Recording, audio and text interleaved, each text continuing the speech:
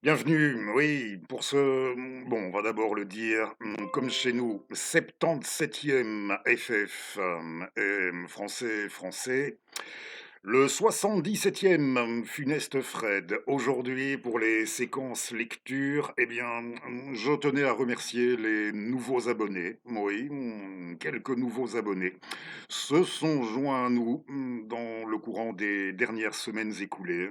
Bienvenue à eux.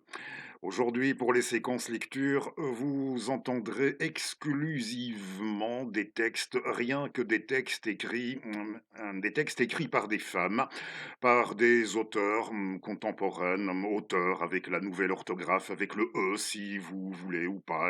Alors oui, des auteurs contemporaines, des autrices si, aussi, si oui, on va le dire aussi, si ça peut vous faire plaisir, contemporaine à une exception près, et ce sera une première dans notre funeste, avec l'ouverture, vous entendrez l'ouverture, et si ça peut vous rassurer, je n'ai pas l'ambition de vous le lire dans son intégralité, le Clélie de Madeleine de Scudéry, pour la première fois, Madeleine de Scudéry dans Funeste Fret, un des romans, vous n'étiez probablement pas oui, sans le savoir, un des romans les plus longs au XVIIe siècle, un des romans les plus longs ayant jamais été rédigé dans notre langue. Je vous lirai l'introduction de Clélie de Mademoiselle de Scudéry, ainsi qu'on l'appelait. En son temps, elle est restée, comme on disait autrefois, naguère, oui, comme on disait naguère, elle est restée, jusqu'au bout, elle est restée jeune fille, Mademoiselle de Scudéry. C'est d'ailleurs comme ça aussi que s'intitule la très jolie nouvelle où elle est détective d'Hoffmann. Oui, c'est très très bon ça, d'Hoffmann. Et j'ai pu remarquer que on faisait lire ça dans les établissements scolaires. Là, c'est franchement un très très bon choix. Mademoiselle de Scudéry d'Hoffmann. Et, ceci dit, avant d'en venir à nos auteurs, et notamment pour démarrer à nos auteurs contemporaines, c'est impossible, à vrai dire, en guise de séquence, celle-ci, c'est impossible de la caser à un autre moment dans un funeste fret, alors allons-y. C'est que j'ai pu remarquer, encore, qu'il y avait un vocable dont l'usage était fréquent à l'heure qu'il est, pour vocable, celui d'antéchrist. Antéchrist, oui, fréquent, récurrent sur cette plateforme et pas seulement. Et quand c'est comme ça, c'est toujours comme ça avec votre serviteur.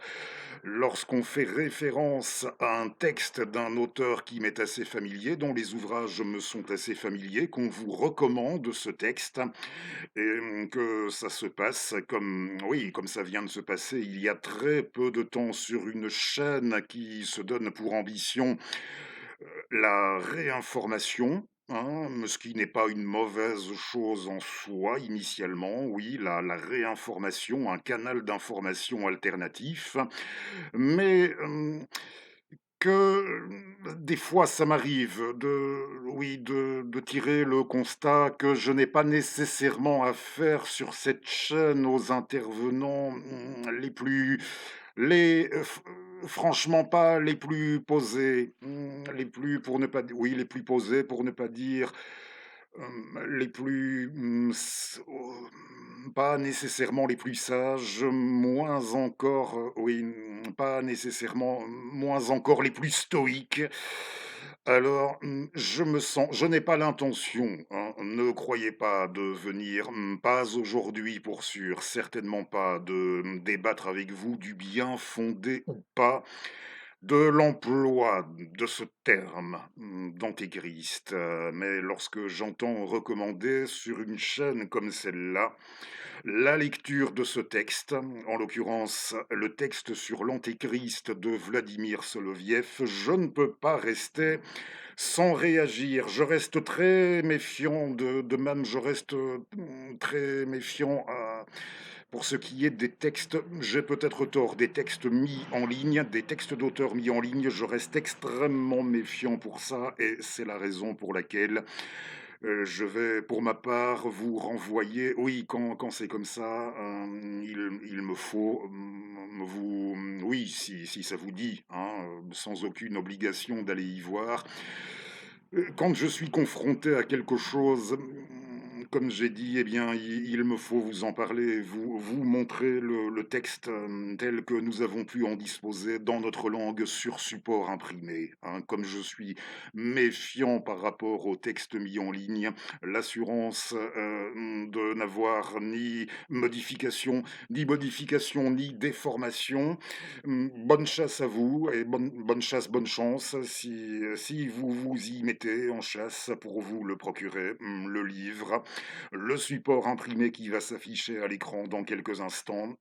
Ce ne sera, à mon avis, pas des plus évidents. Le livre remonte à 1950 et n'étant pas la science infuse, je n'ai pas jusqu'à présent, je n'ai pas réussi à avoir mention dans notre langue en français traduit du russe en français d'une édition plus récente de ce texte, de Vladimir Soloviev, dont, oui, je vous ai lu un peu il y a 2 ou 3 semaines, dans l'un de nos numéros précédents, je vous avais lu un fragment de ses lettres du dimanche. Très bel acte éditorial, chez l'éditeur Feu Pierre Guillaume de Roux, de la fin des années 2010.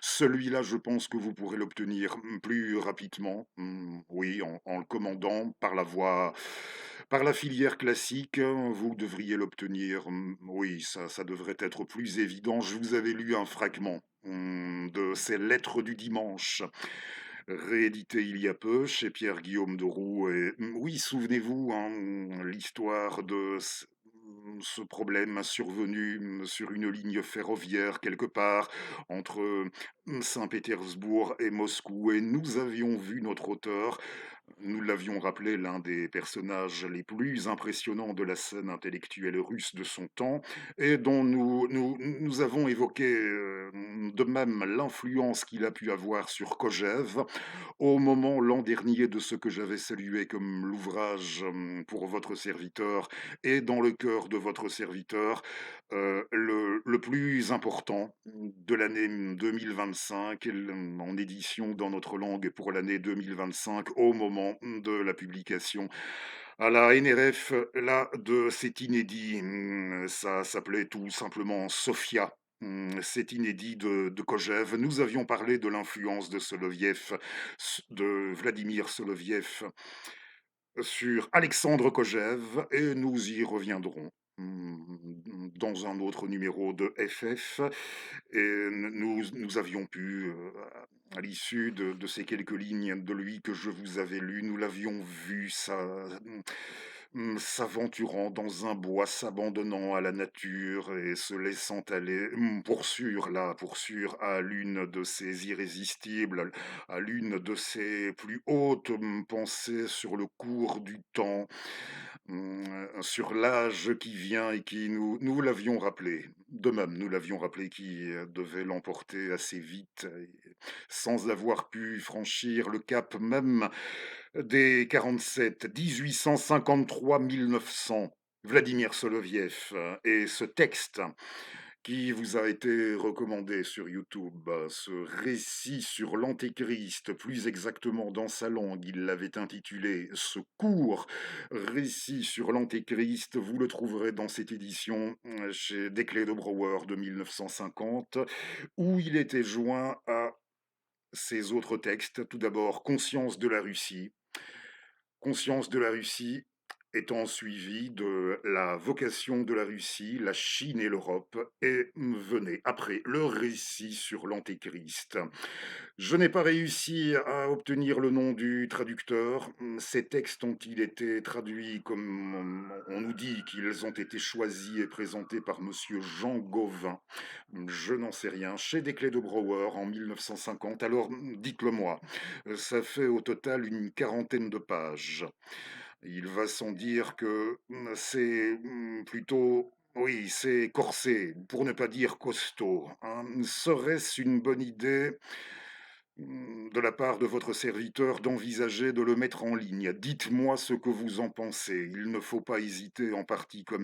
Si vous êtes partant, alors je ne vous promets rien, mais si et seulement si vous êtes partant et si vous me le dites, alors à ce moment-là, nous mettrons la chose à l'étude et on pourrait très bien envisager, oui, un numéro de FF ou comme on l'a déjà fait pour certains auteurs, je vous lirai la première partie d'ouverture et la seconde de clôture et ce serait goupillé. On essaierait de goupiller un numéro sur la base de ça, hein, de ce numéro. Si et seulement si, dites-le moi. Aujourd'hui, je vais me contenter de vous montrer la couverture d'abord.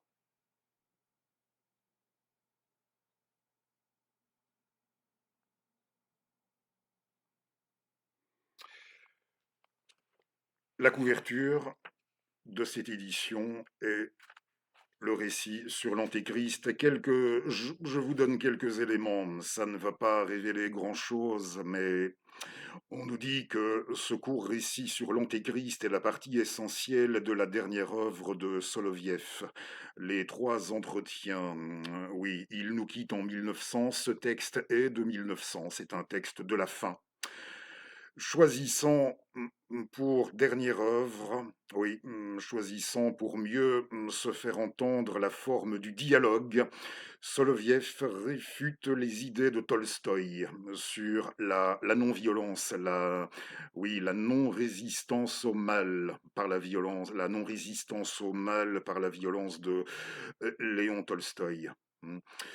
Il cherche à définir il cherche à définir les conditions de la lutte contre le mal ainsi que le sens de l'histoire. La lutte contre le mal peut être envisagée sous trois aspects. Alors, le point de vue religieux, moral, orienté vers le passé, est défendu par le personnage du général. Le point de vue cultivé progressiste dominant au siècle actuel, les mots sont de Soloviev, il écrit ça en 1900. Donc le second, le point de vue cultivé progressiste dominant au siècle actuel, est présenté par le diplomate. Le point de vue religieux absolu dont la signification apparaîtra dans l'avenir et dixit toujours Vladimir Soloviev, est celui de MZ, du personnage de MZ, dont on nous donne tout juste ses initiales de MZ. Récit sur l'Antéchrist. Voilà, je tenais à vous renvoyer vers ce livre imprimé, vers cette édition de 1950 et comprenez, je pense que vous avez compris, oui, pas besoin, oui, mais je le dis tout de même, hein, vous avez saisi que dans l'absolu, en regard de cette recommandation et de là où elle avait été formulée, eh bien, je vous invite dans l'absolu à la prudence. Voilà, ça ira pour aujourd'hui, pour l'Antéchrist. Alors, le premier livre de nos auteurs d'expression française contemporaine, un poème. Je vous lis tout de suite un poème et je vous donne le nom ce sera vraisemblablement déjà dans le titre de notre vidéo, le premier poème d'elle, tout de suite, qui s'intitule En chien et c'est une nouveauté, qui est l'avant-dernier poème du recueil que vous allez voir. En chien. Et ici, on fait la connaissance d'Adélaïde. Adélaïde de 5 à 7 a des orgasmes de cellulose. Elle connaît les formules secrètes qui mènent à la métamorphose. Des échardes l'ont couronnée, c'est un naufrage en plein hiver. Ses larmes détrempent les oreillers et personne n'en a rien à faire. Elle se raccroche magnétoscope, souvenir de l'âge des raisons, l'année du Satori Pop Pop. Ses cheveux blanchissent chaque lunaison. Ses pupilles se craquellent parce qu'elles sont en faïence, de la poussière d'ombrelle, une chienne, des crinolines. Ses pupilles se craquellent parce qu'elles sont en faïence. L'ombre d'une mademoiselle, en chienne et sans cyprine. Adélaïde de 7 à 10 ne sait pas quoi faire de ses heures. Le temps est flottant et il glisse. La solitude est une couleur. La honte souvent lui ceint le front. Elle porte ses affronts en diadème. Dans la case dite situation, elle se sent comme un vieux blasphème. Elle voudrait vivre dans une chanson, ça lui éviterait de souffrir. Elle veut, dans la prochaine saison, son propre rôle. Pouvoir écrire. Ses pupilles se craquellent parce qu'elles sont en faïence. De la poussière d'ombrelle, une chienne, des crinolines. Ses pupilles se craquellent parce qu'elles sont en faïence. L'ombre d'une mademoiselle, en chienne et sans cyprine, Adélaïde. De 10 à 1. Rêve d'un amour année zéro. Elle a écopé toute l'écume pendant que son cœur est en travaux. Elle essaie de lire ses deux mains dans les entrailles de sa théière, mais elle ne trouve pour tout destin qu'un silence qui lui mord la chair. Alors, elle s'invente des refrains, comme elle se coudrait un linceul. Alors, elle s'invente des refrains pour faire semblant de ne pas être seule. Je précise au besoin qu'Adélaïde était une chanson à succès en France qui a dû sortir fin 86, début 87. On ira vérifier, c'est pas important ici. Une chanson d'Arnold Turboust, Mademoiselle Adélaïde. Et vous aurez compris que ce texte nous renvoie à une dame, demoiselle, à une dame. Je ne sais, hein, je ne sais plus trop, mais finalement à une demoiselle, dans l'absolu, on va dire, à une dame de la génération de l'auteur de ce poème, pardon, de la génération. Elle a vu le jour, ma cadette d'un an à peine, 1973. Elle a vu le jour cette année-là, Chloé Delhomme. Nous avions, je vous le mets en fin de vidéo en lien, ça devait être le numéro de la semaine du 25 décembre dernier. Je vous le mets en lien. Oui, avec les tours de Fresnes en enluminure, nous avions passé en revue tous ces livres les plus récents, pour sûr ces romans, tous ces romans les plus récents, à Chloé. Et voici maintenant un recueil de poésie. C'est sorti il y a quelques jours et c'est au Castor Astral. Oui, vous aurez compris, je faisais allusion à cette chanson Mademoiselle Adélaïde, Arnold Turboust et Zabou aussi. Pendant l'année scolaire 1986-1987, Mademoiselle Adélaïde, ça, le poème renvoyait aussi à l'univers de la chanson, des chansons par extension à l'univers, un certain univers, vous aurez remarqué au passage, pop aussi, bref, c'est très évocateur d'une génération, celle de l'auteur et partant celle de votre serviteur. J'ai découvert Chloé Delhomme, ça fera bientôt une quinzaine d'années, je ne manque aucun de ses ouvrages, je l'apprécie énormément, pas en priorité, on va dire pas nécessairement pour ses idées, mais pour son style incroyable, sa musique, oui, ce côté magique des mots, cette musique des mots, son style, son écriture, et j'ai envie de dire sa personnalité, pour sûr dans l'ensemble.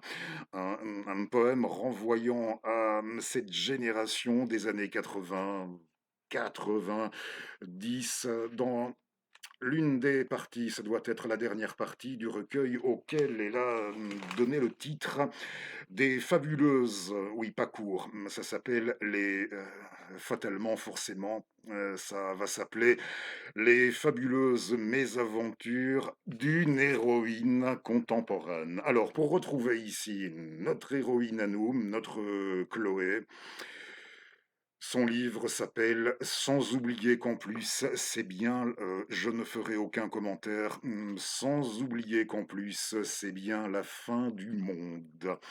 Voici, voici.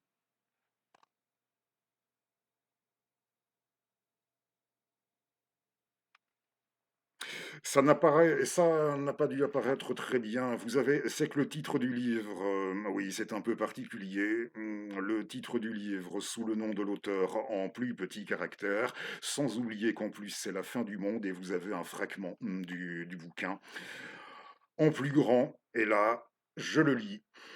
Les murs de la ville crient et chaque lettre est une flamme. Je fais de mon mieux pour, oui, pour la lecture de ces poésies. Vous allez en entendre d'autres, hein. Ici, dans quelques instants, je vais vous lire en rafale des textes qui sont tirés. Donc, il y a les mésaventures d'une héroïne contemporaine et vous avez un peu avant, Dream, très mal dit en anglais, l'opérateur de rêve, ce sera mieux, Dream Operator. Et là, on nous précise qu'il s'agit d'un projet poétique qui a été mené au Magasin des Horizons de Grenoble dans le courant 2017-2019. Alors, si vous êtes partant, hein, pour nous suivre plus loin, au commencement était la quête. Oui, premier poème. Je vais vous en lire quatre ou cinq en rafale, comme ça, de ce dream de cet opérateur des rêves. Au commencement, le premier. Au commencement était la quête. Je collecte leurs rêves comme des petits bouts d'eux, des fragments minuscules d'un impossible écho du réel, où le ciment les grignote en creux, la ville est recouverte d'une épaisse couche de chaux. La nuit a mangé ses artères, les Alpes se taisent. Arlequin ferme boutique aux marches du palais. Les tours se changent en craie, chaque rue est une falaise. Au sol, l'acier suture, le tramway suit ses plaies. Ici, Grenoble, ils dorment leurs secrets oniriques dans des petits paquets psychogéographiques, entourés de ficelles d'or que je m'en vais dénouer. Un rêve ou un cauchemar apparaît et s'échappe. Un rêve ou un cauchemar, trick or treat, qui me happe comme un insecte rare sous verre d'aiguilles piquées. Le second, où dormir pour voir le spectacle? 17 quartiers à arpenter, 17 quartiers à arpenter, la nuit surtout. La nuit, question, de quoi rêvent-ils les Grenoblois? Sont-ils égaux dans leur sommeil et de quel bout en faire leur peur? Sont-ils tranquilles ou aux abois? Impact espace public sur espace onirique, j'interroge les contours frasques de leur inconscient. Impact espace public, attentat esthétique, l'œil se cogne, l'iris fond, sculptures et monuments.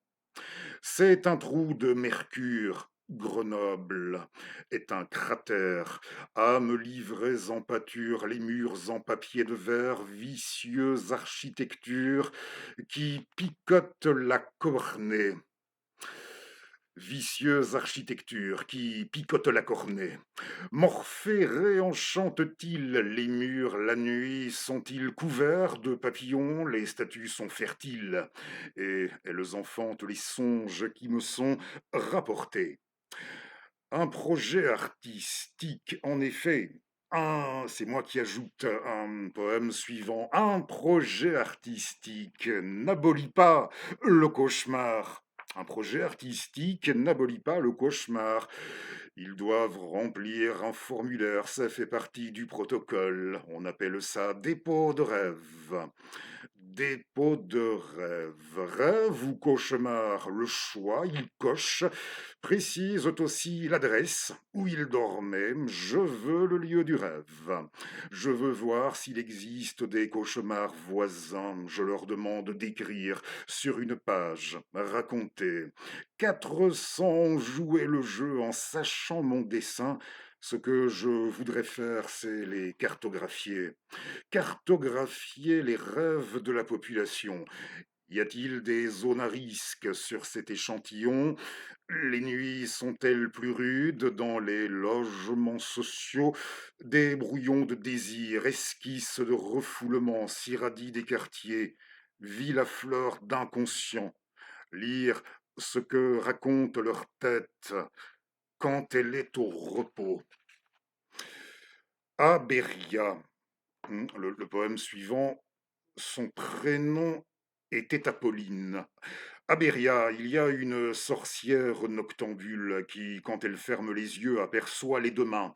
Elle redoute le sommeil comme un monstre marin et cherche de l'éveil perpétuel la formule. Les spectres des fusillés, compagnons de fortune, elle marche comme on flotte sur l'ondoyant ivrée. Elle ne veut pas dormir, alors elle gobe la lune, le ciel s'évide, minuit a un grain plus épais.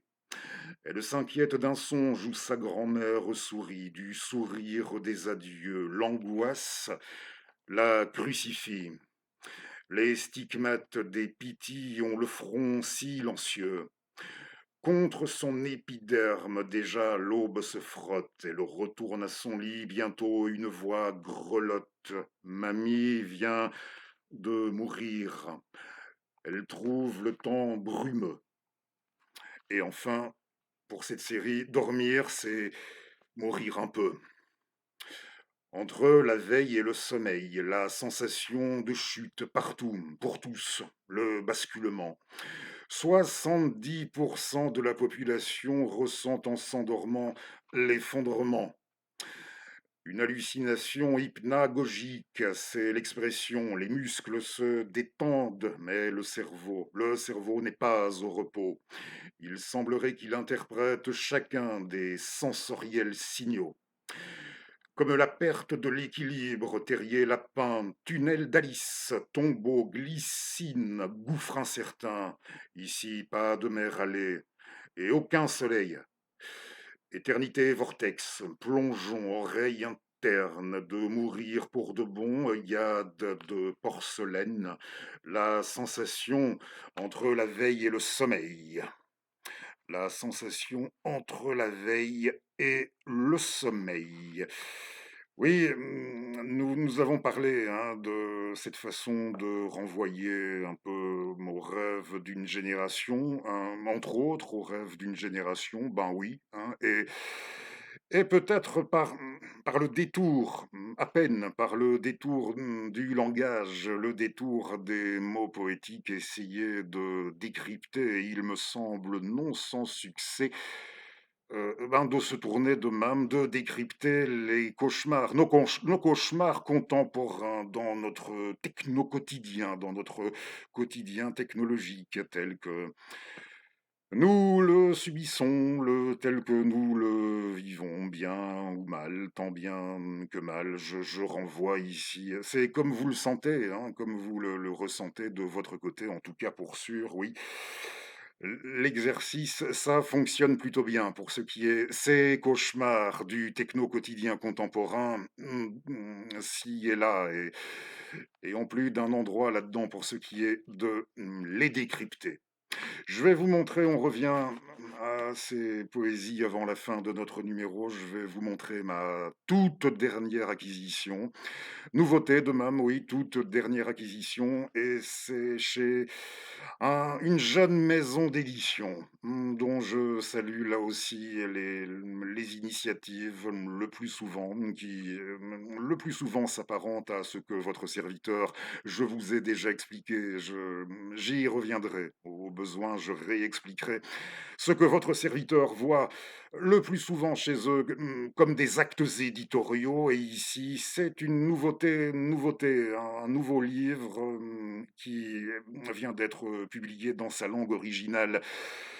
Le serbe est traduit du serbe en français par Marco Despot, le frère de notre ami Slobodan Despot. Oui, qui a exercé pas mal de responsabilités lui aussi dans le et pas seulement à l'âge d'homme, hein, comme des fois on peut se le figurer, pas seulement aux côtés du grand Vladimir Dmitrievitch qui nous a quittés si vite en 2011 à l'âge d'homme, pas seulement à l'âge d'homme.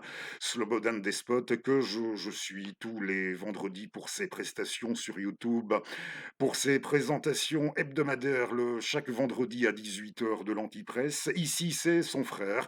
Il a fait allusion plusieurs fois à son frérot qui taffe dans l'édition, qui a sa boîte, sa maison à présent, et c'est l'éditeur Noir sur Blanc, chez Noir sur Blanc, traduit du serbe par Marco Despot, oui, par le frère Marco, et c'est un livre que l'on doit, alors là je vais prononcer le mieux que je peux, par Vladimir, pardon hein, si il y a des ratés dans la prononciation. D'ailleurs, il y a une note de l'éditeur très instructive sur le plan de la phonétique, tout de suite, en ouverture d'ouvrage, pour les non-serbes, dans l'absolu, pour les non-serbes. Oui, très, très intéressant pour la phonétique. Vladimir Kejmanovic et Dejan Stojilskovic. Ouais. Nos amis, nos camarades Kejmanovic et Stojilskovic et leur livre, un livre écrit à deux mains, on va dire, hein. La marque de Cain, ça s'appelle comme ça. Et il met en scène. Là non plus, je ne vais pas vous dire grand-chose. L'intrigue est d'une telle, ça peut être représenté au bout d'un moment, ça peut revêtir pour sûr comme les allures d'un récit, ça peut se lire comme un roman policier, un récit policier pour sûr, et l'intrigue, tant elle est singulière, je préfère ne dire que ça. Le texte met en scène un écrivain prix Nobel de littérature, l'écrivain serbe Ivo d'ex-Yougoslavie, Ivo Andrić. Oui, c'est le héros de ce livre, Ivo. Dans le livre qui a été traduit, Ivo, dans le livre qui a été traduit par Marco, La marque de Caïn. Et c'est vrai que je voulais faire une transition, je ne l'ai pas fait, mais on va se rattraper.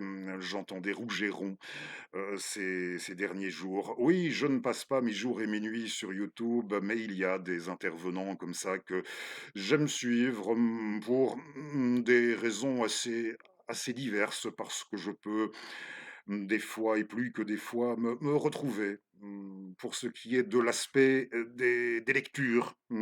Rien que ça déjà, et j'entendais Rougeron parler au sujet de notre littérature et de la littérature, de ce qu'il voit, lui, comme une littérature contemporaine qui se réduirait, estimait-il, de plus en plus à ce qu'il voit comme une littérature réduite à la rentrée littéraire, une littérature de rentrée littéraire, d'après les grandes vacances. Oui, c'est ça qu'il a déclaré dans une intervention récente qui m'avait assez interpellé, que je renvoie là encore à votre appréciation. Et une littérature, une littérature actuelle, le plus souvent réduite à ça, une littérature de la rentrée littéraire. Et il avait ajouté qui, dans l'ensemble, la plupart du temps, ne vaudrait peut-être pas mieux, ou pas même, oui, il a dit pas même le prix de l'allumette qui servirait à allumer l'auto-da-fé. Il disait, il y a eu des auto-da-fé dans l'histoire, des auto-da-fé de livres, mais au moins c'était des livres, ces livres-là, ils avaient un contenu, vous l'aurez saisi, au moins ces livres-là, ils avaient un contenu, et ici, peut-être que cette littérature de rentrée, dans l'extrême majorité des cas, ne vaut peut-être pas même le prix de l'allumette. Oui, le prix du... Non, non, pas même, certainement pas davantage du briquet. Et la transition, bon, la transition que j'ai manqué pour vous présenter la marque de Caïn, c'est qu'il y a un ruban de couverture avec vous pouvez l'enlever, hein, si vous le souhaitez. Si pour une raison ou l'autre vous souhaitez le faire partir, c'est une illustration, c'est un auto-da-fé, dans les années 30, j'en dis pas plus, dans les années 30 du siècle dernier. Voilà, il est tombé, je vous le montre en premier.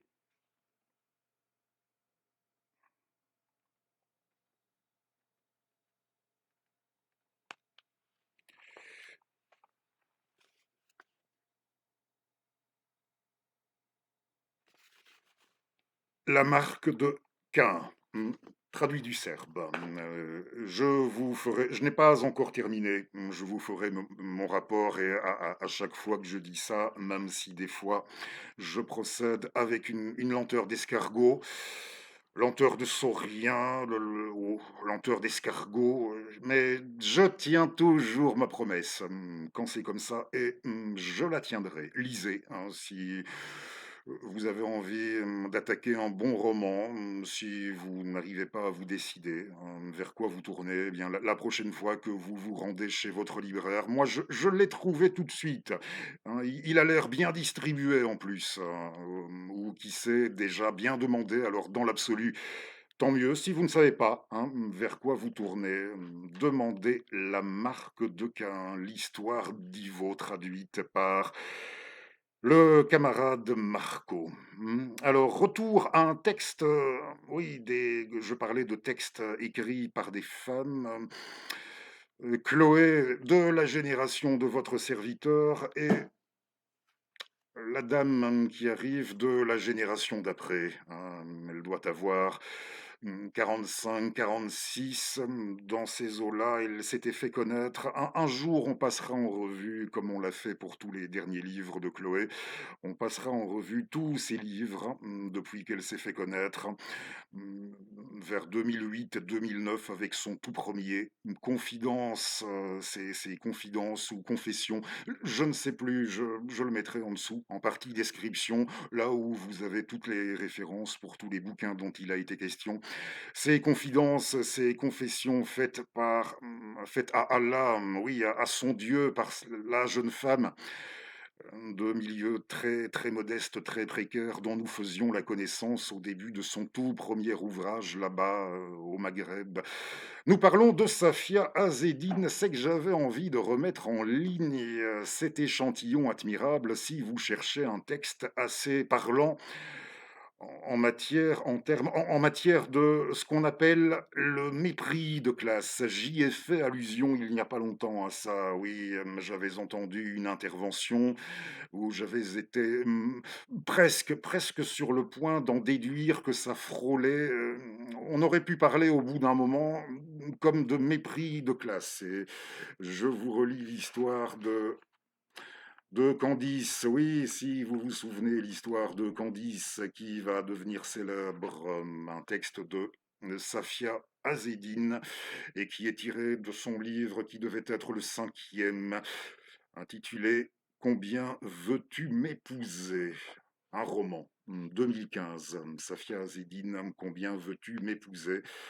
Alors l'histoire de le dialogue, Candice, c'est oui, deux meufs, deux femmes ensemble. Et alors la première ouvre le feu.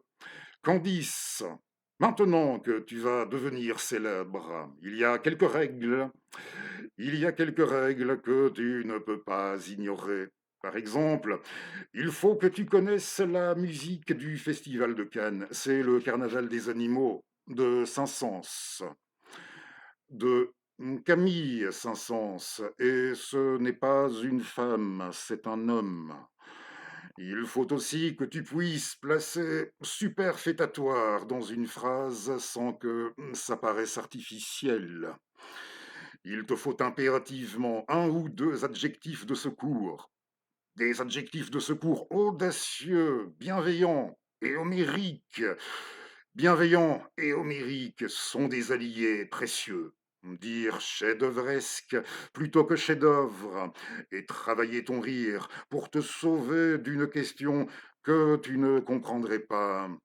On va aussi souvent te demander ce que tu écoutes entre deux prises. Louride et Blondie sont des valeurs sûres, mais tu peux également nuancer avec quelque chose de plus populaire comme les Beatles.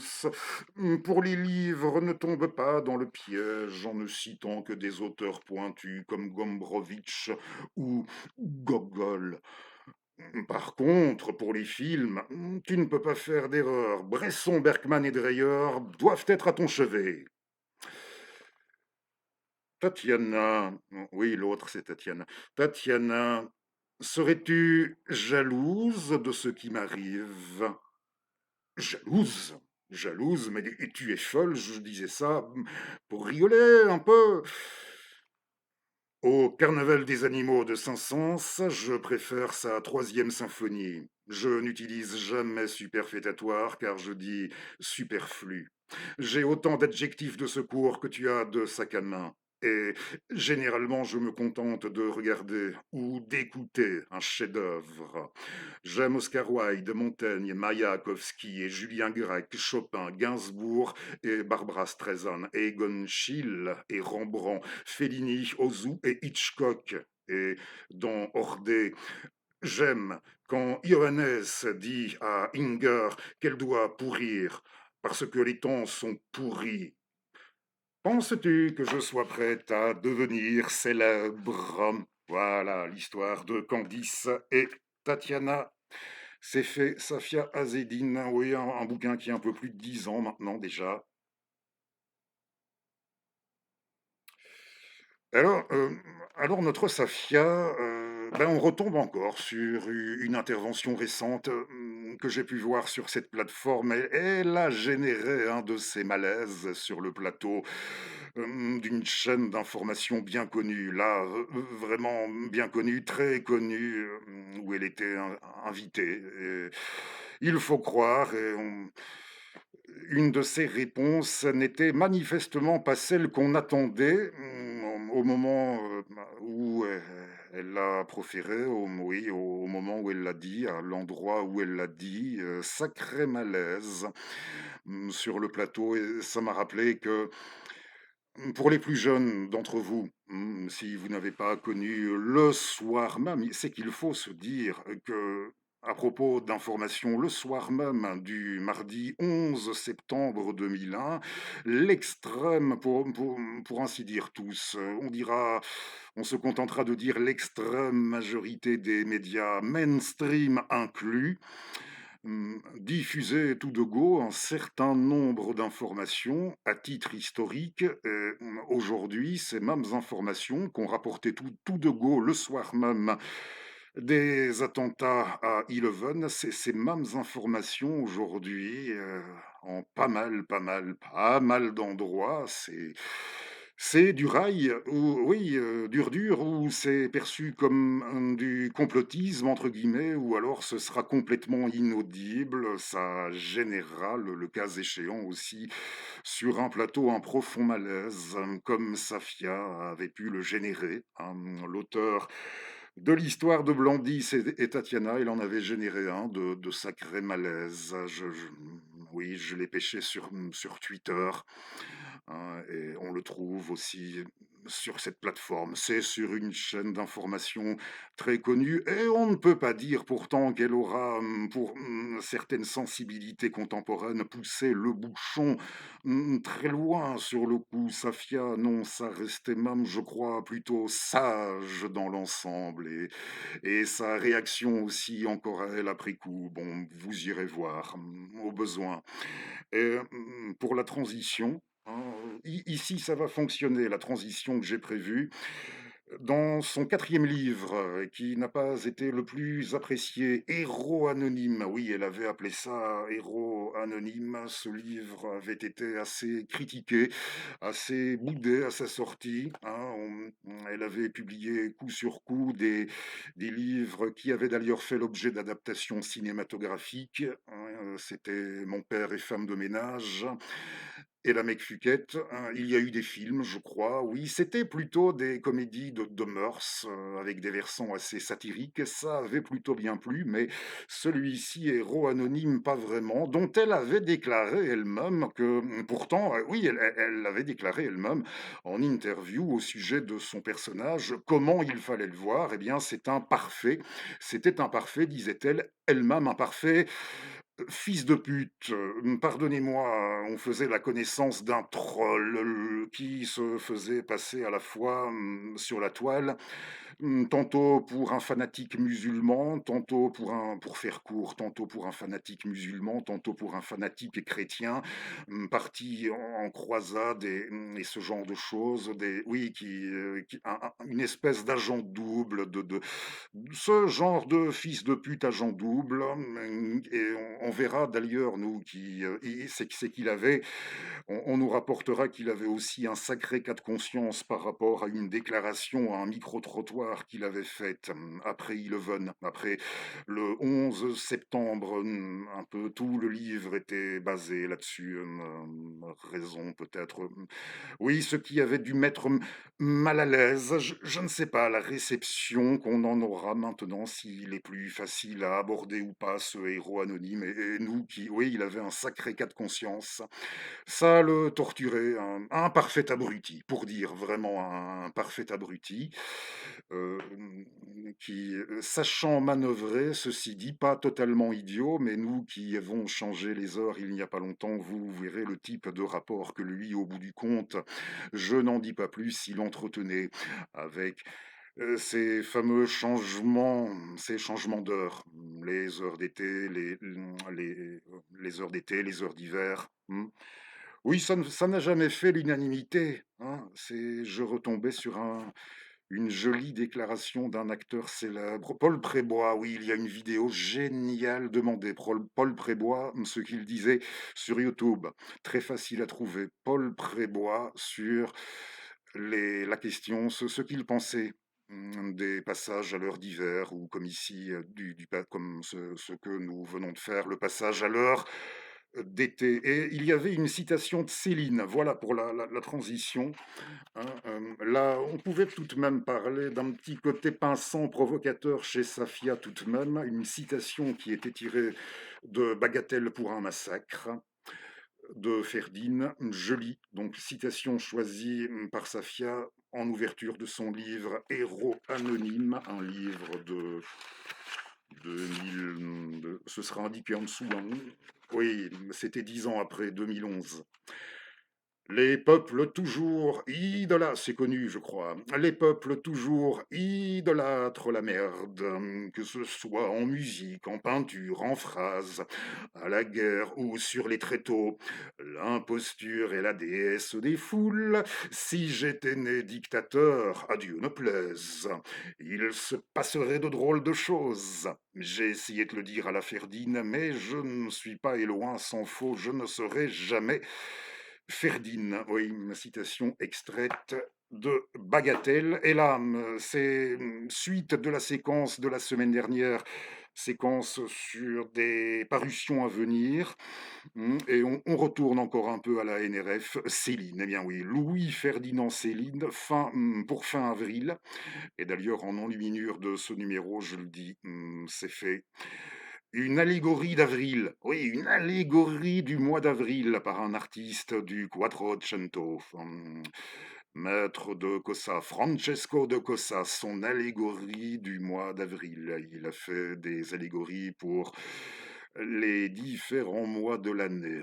Peintre du Quattrocento, François de Cosa, Francesco de Cosa. Et Céline, oui, le Céline qui va sortir fin d'avril à la NRF, c'est dans les cahiers de la NRF, un nouveau volume épistolaire, un nouveau volume de correspondance de Céline, cette fois avec ses avocats français. Période 1947-1953, sa correspondance avec monsieur Maître Alberno et Maître Jean-Louis Tixier-Vignancourt. Alors attention, si vous voulez vous bidonner en matière de correspondance, là, lisez ses lettres à la NRF, sa correspondance avec les Gallimards, hein. C'est disponible, désormais ça existe en format de poche en plus, hein. Si vous voulez vous bidonner, mais dans l'hypothèse où vous allez vous attendre à du Ferdinand sur le mode le plus bidonnant, je me souviens avoir lu fin des années 90, on avait publié là sa correspondance, c'était celle avec son avocat danois, maître Mikkelsen et Lucette, hein, Lucette des Touches. Ce n'était pas rigolo, oui, croyez-moi, ce n'était pas drôle du tout, du tout. Alors si c'est de la même trempe ici, bon, écoutez, on est dans le domaine juridique, il s'adresse à des avocats, et dans le cadre, on dira dans un contexte Pas facile, hein, c'est le moins qu'on puisse dire. Alors, lettre à Jean-Louis Tixier-Vignancourt et Albert No, lettre à ses avocats français, un nouveau volume dans les cahiers de la NRF. Vous trouverez ça chez votre libraire ou vous pourrez, avec assurance, procéder à la commande chez votre libraire favori à partir de la dernière, oui, dernier mercredi, dernier jeudi, dans ces eaux-là, de la mensualité en cours. Louis Ferdinand Céline. Et si je voulais vous lire juste, rien que ça, vous lire l'introduction de Clélie de Mademoiselle de Scudéry, Madeleine de Scudéry, c'est que ça fait 20 ans. J'ai envie de... Oui, ça m'a pris, je me suis dit, on va au passage célébrer les 20 ans. Ça n'avait jamais été disponible en folio et on avait dû attendre le printemps 2006. Je me souviens, c'est un des livres...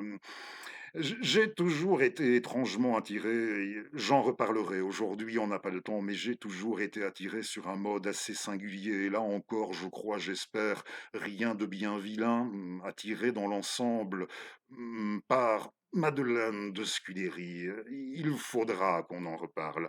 Aujourd'hui, pas le temps. Mais ça fait 20 ans qu'on a le folio de Clélie. Ce n'est pas l'intégrale.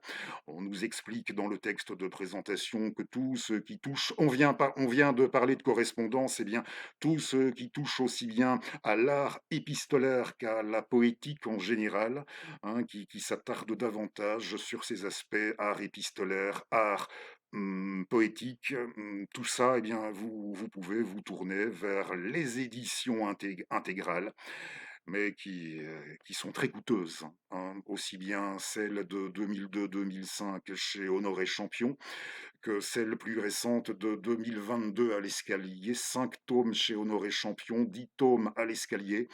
Oui, des volumes qu'on peut difficilement obtenir en dessous des 30 euros, hein, de même que on parlait des 4 évangiles de Zola il y a une semaine. On peut, je disais on va ramer pour les avoir. Il y en a un qui sortira bientôt, lui aussi en folio, pour la première fois, de Zola, des 4 évangiles, travail. Et, on peut se les procurer, jusqu'à présent, on pouvait les avoir, les 4 évangiles, on pouvait les avoir en neuf, mais là encore, dans des éditions de luxe, très difficilement, très difficile d'obtenir le volume en neuf en dessous des 30 euros. Voilà. Au besoin, je vous donne toutes ces informations. Et maintenant, on attaque l'ouverture. C'était le texte de mise en condition du lecteur. Oui, pour les 10 volumes, ce fut un best-seller. C'est le best-seller du grand siècle, hein, de Louis le XIVe. Les différents volumes se sont échelonnés pour la parution de 1654 à 1660 et ils furent publiés sous le nom de son frère qui n'avait rien foutu, nous dit-on là-dessus. Mais bon, voilà, sous le nom de son frère qui n'avait rien. Oui, source avérée, pour cette œuvre, pour Clélie, son frère, il avait peut-être collaboré avec elle, pour, sur le plan écrit, pour d'autres ouvrages, mais ici, il n'avait pour ainsi dire rien foutu, à part peut-être lui donner des tuyaux pour les scènes de bagarre, quand il y avait de la bagarre, quand il y avait de la guerre, anecdote qui régalera ou pas, je ne sais, les féministes au passage. Mais voilà, hein, c'était sous le nom de son frérot. Mais bon, là, on reviendra à cette histoire, cette épopée des précieux et des baroques au XVIIe siècle, on a dit de cette époque, entre guillemets, où l'esprit serait venu aux femmes. Ce fut dans certains milieux, il va sans dire, une façon de voir, hein. Alors, et on trouve aussi, aujourd'hui, on n'a plus le temps pour ça, mais on y reviendra. C'est un très joli volume folio, vendu à un prix tout à fait normal. Et vous avez en bonus à l'intérieur, oui, demandez-la en moteur de recherche, on l'a facilement. Mais dans le volume, vous aviez la carte du pays de Tendre. Ah oui. hmm. Carte du pays de Tendre, et voici le début de l'histoire de la reine des Tendres. Ça commence comme ça, hein, si jamais entendu, je ne lis que le premier paragraphe.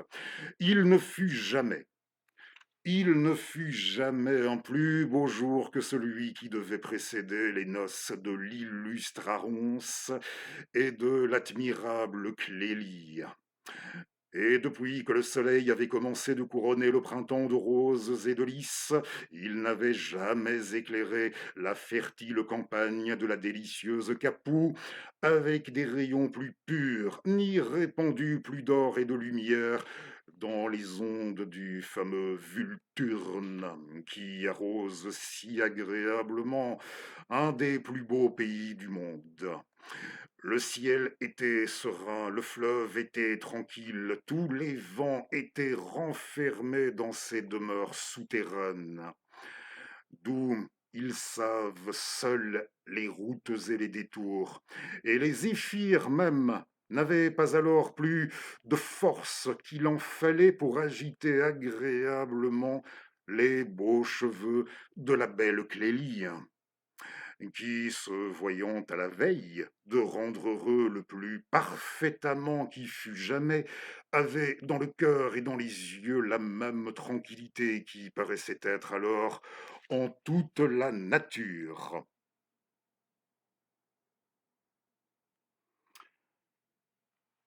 Le folio de Clélie qui fête ses 20 ans cette année, et oui, je précise au besoin, Delphine Denis qui s'est occupée de cette édition, de la présentation, elle a encore bien soin de préciser au besoin qu'il faut prendre dans le texte les termes d'amant et de maîtresse au sens absolument les plus, on s'en serait douté, un peu, hein, mademoiselle de Scudéry ou pas, au sens subtil, élevé, platonique, je dis bien. Et pour clôturer, je vous remercie de m'avoir suivi jusqu'ici. Nous allons retourner dans la poésie de Chloé Delhomme. Je vais vous lire, à l'aise, si ça vous dit. Pour terminer, plus intense, j'ai gardé le plus intense d'elle pour sûr pour la fin. Les trois poèmes d'ouverture. Ce que je n'ai pas dit, c'est que ce recueil de poésie, il a été préfacé par Madame Lydie Salver. Oui, vous avez une préface de Lydie Salver, le recueil. Sans oublier qu'en plus, c'est bien la fin du monde. Alors, oui, ou pas, c'est pas interdit de s'abonner si vous appréciez ce qu'on fait, d'activer la cloche pour être mis au courant de nos prochains exploits. Dans un peu moins d'une petite semaine, nous reviendrons. Pas interdit de s'abonner, de mettre un commentaire, même critique, hein, du moment que c'est formulé courtoisement avec un minimum d'éducation, pas nécessairement en empruntant les contours les phraséologiques, le phrasé d'une Scudéry, hein, j'ai pas dit ça, ou d'une Chloé, hein, non plus, mais avec un minimum d'éducation, hein, pour, si vous trouvez à redire certaines choses, ne vous attendez pas à ce que ce soit maintenu en ligne si ce n'est pas formulé.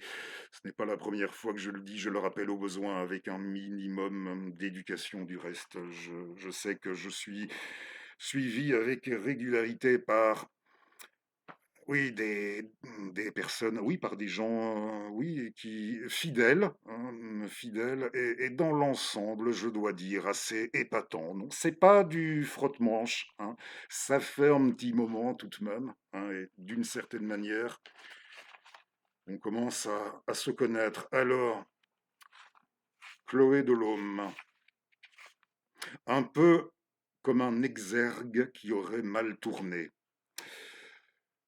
Un peu comme un exergue qui aurait mal tourné. Sylvia Plath a écrit: la poésie ne sauve pas, la poésie ne sauve rien, mais il y a la poésie. Dans le réel, à 30 ans, Sylvia Plath a posé sa tête dans le four à gaz. Si je ne l'ai pas copié, c'est parce que de nos jours, les fours sont électriques, mais surtout, oui, surtout, parce que je crois au verbe souverain et alchimique. Rien ne peut écailler la couleur des voyelles, même pas le capitalisme. qui pourtant sait y faire pour frotter tous les mômes avec du papier de verre et puis les y vider de leur sens, de leur sang. Bien sûr, il sait y faire pour effacer les mots et en créer plein d'autres très laids et en plastique jetés dans les open spaces, comme des jouets à des chiens, qui doivent être comme des jouets à des chiens qui doivent être détournés de ce qui les occupe. Une ancestrale astuce pour raccourcir la laisse et nous faire oublier que ce n'est pas le monde qui nous pense, le monde ne pense plus. Il bave, juste, c'est ça, il bave chaque jour dans cette salive. Même la boue se dissout tout autant que nos crânes. Chaque jour nous nous noyons. Si ma noirceur crépite le long d'un ciel de traîne, corps vivant, peut-être femme accomplie, arrivée de si loin, j'ai tué de mes mains combien de serpents blancs, avant de crever le vide, disséquer ma fureur, poignarder toute aigreur, les consonnes sont lucides. Le réel ne peut rien. Dès qu'elles sont pigmentées, la poésie sauve ça, en fait un joli teint. Alors il y a la poésie. Je vous lis encore le début de la partie qui suit, intitulée Aucune épiphanie ne divertit du deuil. Entre parenthèses, poème au pluriel, en jeu mineur. À ce stade, ça n'a absolument rien de gratuit. Je me dois de Je vous l'apprendrai. Au besoin, elle avait 10 ans en 1983, notre Chloé, elle a vu son père tuer sa mère avec un fusil. Voilà, pour expérience. Elle avait 10 ans. Ça n'avait rien de gratuit. Alors, ce qui survit n'est jamais le meilleur de soi-même. Parfois, je suis si seul que la nuit m'égratigne. Ça m'arrivait déjà quand je vivais à deux, même à trois. Sachez-le, le polyamour ne peut rien contre le vide intérieur. C'est à cause de l'enfant qui habite au-dedans.